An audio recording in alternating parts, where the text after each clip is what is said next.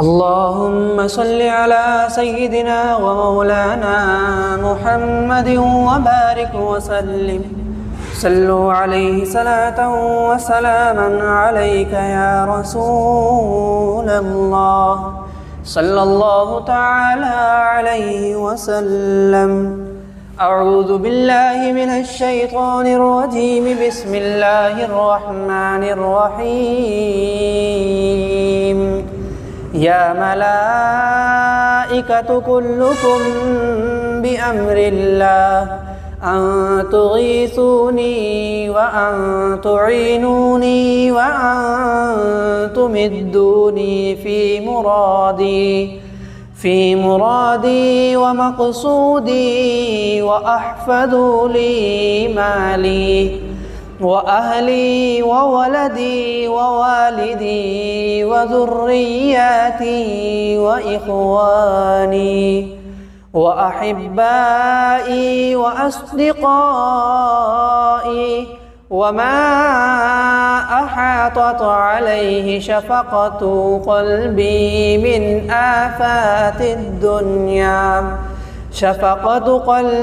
من آفات الدنيا والآخرة ومن نحوساتهم ومن نحوسات الزحل والمشتري والمريخ والشمس والزهرة والعطارد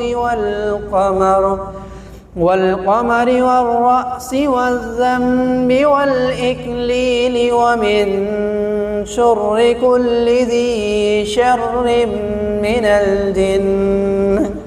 من الجن والإنس والشياطين وساحر وفاجر وظالم وباغ وطاغ ومارد وناطق وساكت ومتحرك وساكن وهامة وشامة ولامة وذكر وأنثى. ومن آفات السماء والأرض ومن شر البرية والبحرية أجمعين. وأعموا أبصارهم وأقبضوا لسانهم وأيديهم وعلموني علما الذي يكون نافعا وصرفا على جميع العلوم وأعطوني رزقا حلالا طيبا. وجلبتكم لجلب قلوب الخلق من الرجال والنساء إلى بالمودة والمحبة وانصروني نصرة على سائر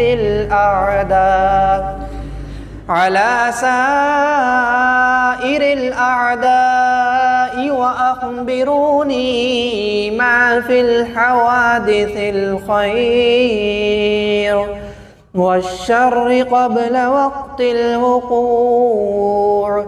وما أطلب من أخبار العالم العجل الساعة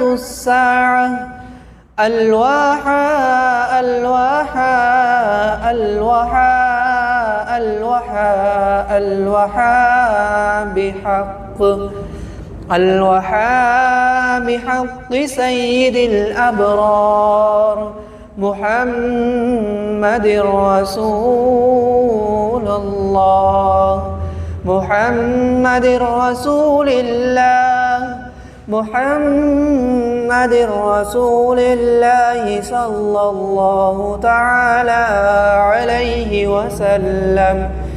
وآله وأصحابه وولده الشريف السيد محي الدين حضرة الشيخ عبد القادر الجيلاني رضي الله تعالى عنه، وبحق سليمان بن داود عليهما السلام،